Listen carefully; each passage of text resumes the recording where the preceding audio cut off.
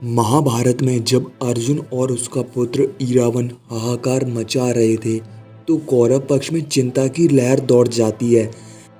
महाभारत के युद्ध के 7वें दिन अर्जुन और उलूपी के पुत्र इरावन का अवंती के राजकुमार विंद और अनुविंद से भयंकर युद्ध हुआ। इरावन ने दोनों भाइयों से एक साथ युद्ध करते हुए अपने पराक्रम से दोनों को पराजित कर दिया था और फिर कौरव सेना का संहार आरंभ कर दिया। 8वें दिन जब शुबल पुत्र शकुनी और कृतवर्मा ने पांडवों की सेना पर आक्रमण किया था, तब अनेक सुंदर घोड़े और बहुत बड़ी सेना द्वारा सब ओर से घिरे हुए शत्रुओं को संताप देने वाले अर्जुन के बलवान पुत्र इरावन ने हर्ष से भरकर रणभूमि में कौरवों की सेना पर आक्रमण कर प्रत्युत्तर दिया।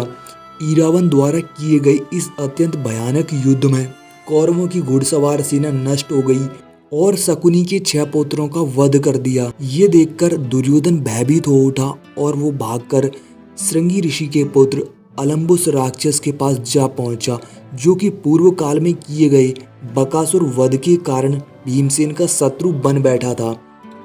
उधर यह बात जब पांडवों को पता चलती है तो श्री कृष्ण कहते हैं कि अलम्बुस पांडवों पर अंकुश लगाएगा। ये उनका भ्रम है।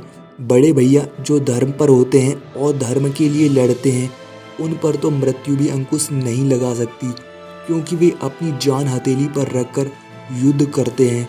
फिर इरावन का अलम्बुस से भयंकर युद्ध होता है और अंत में अर्जुन पुत्र इरावन मारे जाते हैं। इसके बाद अलम्बुस और घटोत्कच का भयंकर युद्ध होता है। वीर घटोत्कच सालकंठकटा के पुत्र अलम्बुस को धरती पर पटककर उसकी हड्डियों का चूरा चूरा कर देते हैं और इस तरह मायावी राक्षस अलम्बुस का वध हो जाता है।